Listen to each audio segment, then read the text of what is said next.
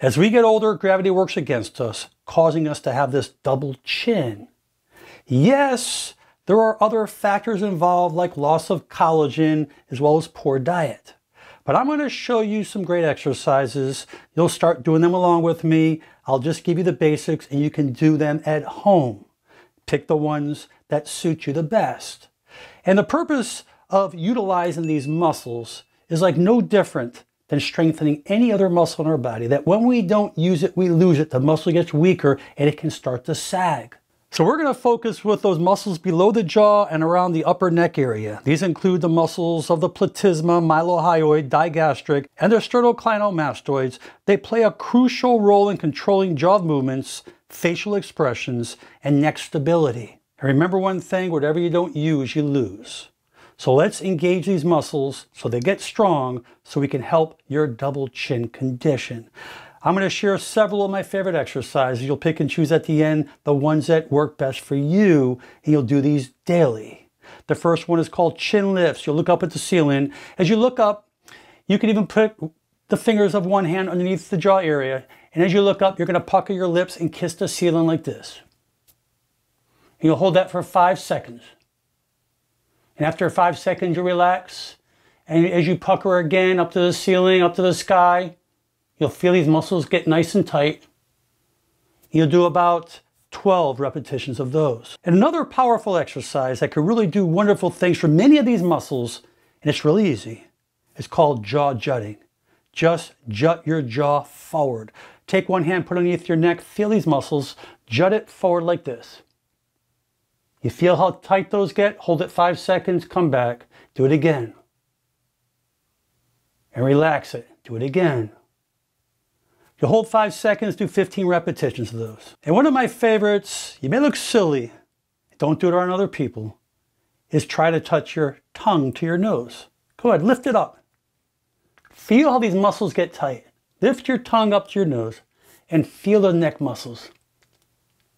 You'll hold it 5 seconds, you'll do 15 repetitions. And if you have any little ball at home or a tennis ball like this, if you put it underneath your chin and just push down, hold it 5 seconds and then relax and do it again. Push 5 seconds and you relax. You'll be engaging all these muscles, a great exercise to do at home on a regular basis. And doing head nods, just nodding up and down, but you're going to go slow. You're going to bring your chin to your chest and you'll look up high as you can up to the sky. Go back down again. You'll do this for about 1.5 to 2 minutes, just like this. You'll be utilizing all these muscles underneath the jaw area. It'll help them get stronger. You can do those at any time as well. And there's a very interesting exercise that very few people do. And we do this type of exercise when it comes to helping our posture. Particularly, we call them chin tucks. So if you keep your face, your chin parallel with the ground, don't flex it down or don't come up, and you just bring your head straight back. As you bring it straight back, as you bring it farther back as you can, you're going to start working these muscles deep in that anterior neck area. So what you'll do is you'll bring your chin back as far as you can, you'll hold it about 5 seconds and come back, do 10 repetitions of those. We know the vowels are A, E, I, O, U, right? We don't need to say them all. There's only 2 vowels we want to say. The first one's O, as we open our mouth wide like O. And then after we open our mouth wide like O, we're going to say E, but we need to stretch those lips real, real wide. Well, it's going to look like this. It's going to go O, E. Put your fingers underneath your neck when you do that. O, E. Lots of muscles are engaged. Do it again. O, E. Do 15 repetitions of those. There's a great exercise. We call it the pigeon stretch. And it's really something different.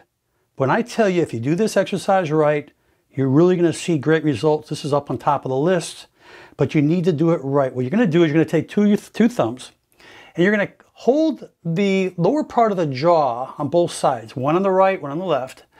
You can use your other fingers if you want to support it. I want you to push it in back towards your spine and hold it there. As you hold the jaw back, you're going to bring your head forward as you bring it forward, but when you bring it forward, you're going to resist as if you don't want your chin to go forward. So you're going to bring your head forward as you hold the jaw back like this, just forward a little bit, just like this. Hold it 5 seconds and go back. Hold your jaw, push it forward like a pigeon. 5 seconds. Those muscles will really fire. Go back. Try it one more time. Hold that jaw, pivot it, hold it in place. Bring the head forward, just an inch or so. And these muscles will really engage. One of the most powerful exercises you'll probably do. That should be up on the top of your list. And there's an exercise called fish face. The fish face is when we were kids, we used to suck our cheeks in like this. But what I want you to do is when you suck your cheeks in, I want you to try to smile at the same time. It sounds complicated, and it is, but you can do it. Put your hands underneath your jaw area, on top of the neck area, under here. And as you pucker your lips like this, as you bring your suck it in like this, and smile, you're resisting it. So in other words, you stay squeezed in your cheeks as you try to smile, and these muscles will fire. Let's do it again. Hold it 5 seconds. Smile. I know it looks funny. Try to master that exercise.